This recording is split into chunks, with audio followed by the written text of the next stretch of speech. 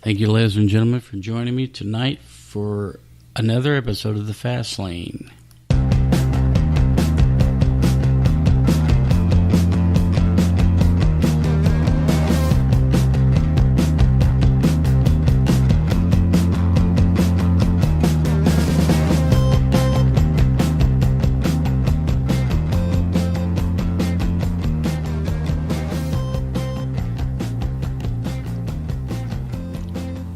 Okay, thank you so much for joining me again tonight. Your host, Derek Lane, Fast Lane, the podcast for success.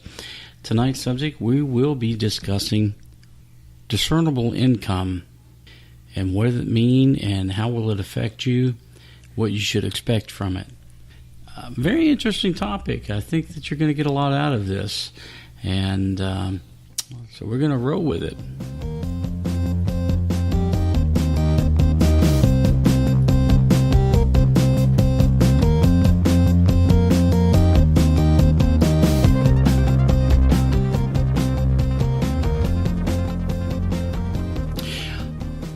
Okay, once again, we're going to talk about discernible income.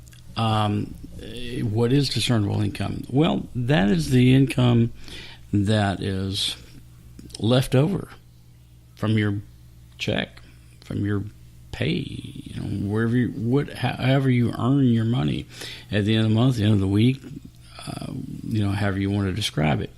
It's what's left over, as opposed to your disposable income. Disposable income is after-tax income. That's what you pay for everything with. If you're in tune with your earnings and paying attention to everything, you'll know exactly what your disposable income is. You pay your taxes, you balance and budget everything out. Good. Discernible income is, again, what's left over after you pay your utilities, your mortgage, rent, whatever. Car payments if you have one, whatever your expenses are. At the end of the month, end of the week, whatever's left, that's your discernible income. That's what you have to spend on what I call luxury items, or whatever you consider luxury. You roll up to a gas station and you wind up buying a bag of chips and sodas. That is discernible income. That doesn't go toward your monthly, your monthly nut, whatever it is you have to pay. That's extra. You didn't need that. You didn't have to buy that. Could have saved that money. So everybody has it, right? Everybody spends money on things that they don't actually need, things that they want. And there is the situation that most of us live within. Well, I want things, but I just can't afford them. I want things, maybe I can afford them. I want things that I don't necessarily have to get by. And then when you start to break it down, you start to think, well, why is it that I'm limited? Why shouldn't I be able to buy these things? I should be able to afford these things. I should have things. You're exactly right. You should. But you have to be disciplined. Time for measure. Last podcast. Discipline. You got to be disciplined with how you spend your money to know how much you've got. Look, again, like in the goal setting podcast, you got to know where your target is. You got to know how much money you've got. If you plan to save money and invest money, go back to the podcast I did, about the money diet, investing. Your discernible income, a portion of that should be investing. And I realize you got to live life. You have to live life. There's certain things, you just want to do. Take the kids for a go-kart, a race, or whatever it is that you're doing, but you just can't blow it all. You just can't. You have to have a certain amount of discernible income that you're saving, that you're tucking away, or you're investing. It would be a better approach for it. Okay? So let's flip the sides of this. Let's look at the other side of the coin here. Do you realize that there are so many people out there that are after that discernible dollar? They're out there trying to get that dollar, and it's not your mortgage company that's trying to get that discernible dollar. It's your housing. You're going to pay for that. It's not the car companies. It's your car. You're going to pay for that. It's not the utilities. You got it. They're going to pay for that. They're getting their dollar. So then it's a battle of who gets the extra, who gets the leftover dollar, the marketing. Who does a better job at marketing and getting inside of you, what you need to spend your money on. Which brand of adult beverage is going to get your money? Which, if you're a female, you're spending money on, eyeliners and, makeups and what have you, but these are, if you don't have them budgeted in your plan as discernible dollars, you have to understand, where is this going? When people make budgets, and most budgets are set up kind of what I call incorrectly. It's because, it's like, you do your housing, your utilities, your car, and your clothing allowance, and your fuel, and whatever, and it was just all great. And you say, wow, I make that. That's good. I can handle that. But then why am I struggling? Why don't I have enough dollar at the end of the month? Well, it's all related to your discernible income. It's because of the little things that aren't measured. Again, they're not measured because who knows what they are? Is it the newspaper you don't need? Is it the fast food lunch that you don't need to buy every day? Are you buying a fast food breakfast, then going and doing a fast food lunch, and while all the while you could be taking? I'm just saying, it's up to you to manage your money. I'm not managing your money for you. I'm just giving you the ideas and the clues to where the money's going, and it is discernible income. When you budget things out and you say, I got this, especially if you're a young couple starting out, and you decide to, invest in a home and whatever it takes, I got this. Yeah, we can make this. You do the work. You put it out on paper. It'll be tight, but we can do this. Well, let me tell you, you don't plan for everything. You don't.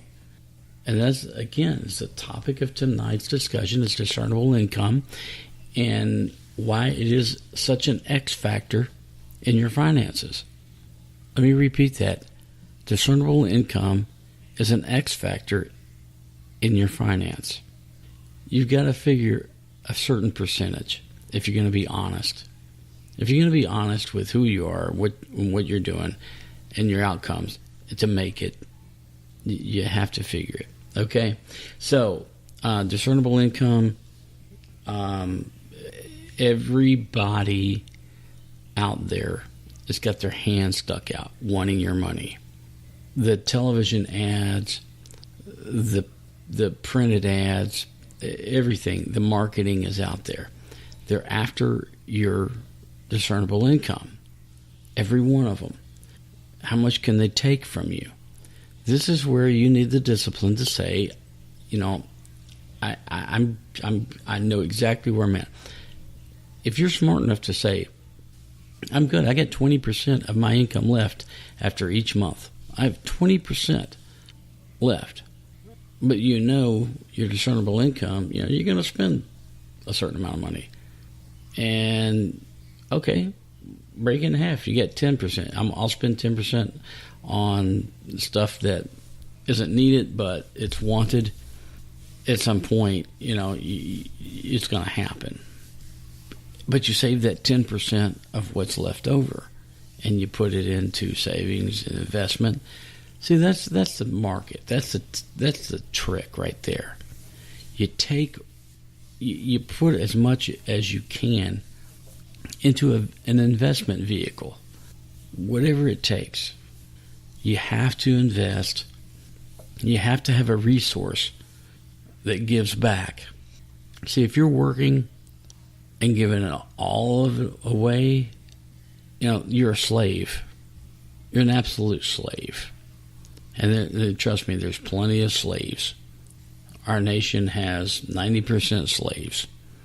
We're a slave to the economy. We're a slave to the utilities, to the housing, to whatever it is. We're all working. And understand this, everything's set on a balance beam, right? Everything's set that, you live in, the cost of living in your city and the wages, they're all set up for you to make it, but barely make it, get by, feel comfortable. You're just going to, you're going to work, you're going to pay your bills, you're going to feel good, you're going to come home and you're going to watch some stupid ass television show and feel good about it and take your kids to a t-ball game on the weekends and life is good. I don't mean to be so cynical about things, but I'm telling you the absolute truth. Everything's set up on a scale for you to make it. It's up to you to break that barrier, to break out, to define ways in which you can overcome what's expected, overcome the average, I should say. It's up to you to do just a little better, to manipulate the ways in which you can accumulate wealth. It's it's tough. It's very tough. I'm not kidding. There's people out there that promote programs. It's easy. Follow my steps or whatever. I'm telling you, there's no easy way.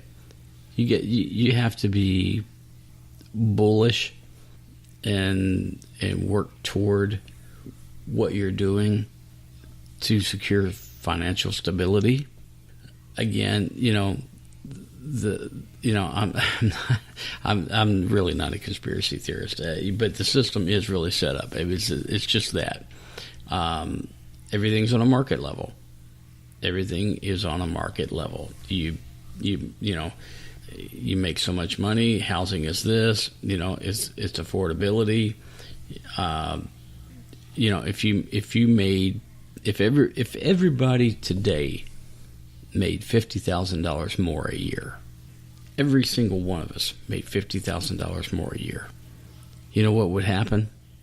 Nothing, because every expense, everything would go up by that amount, because it's all designed to create an even playing field. Your income is matched with your expenses. Yes, we're a capitalistic society in the United States. That's a good thing, which means that you have the ability to break out. And I guess that's why there's so many, disenfranchised people that are liberal in thinking that socialism's the way to go. Everybody's equal. You don't have to worry about it. Don't work so hard because it doesn't matter, which is a bunch of crap. You've got the ability to work hard and think smarter, understand. See, if you learn the details and you turn the light on into your brain and understand what's going on around you, you'll get it.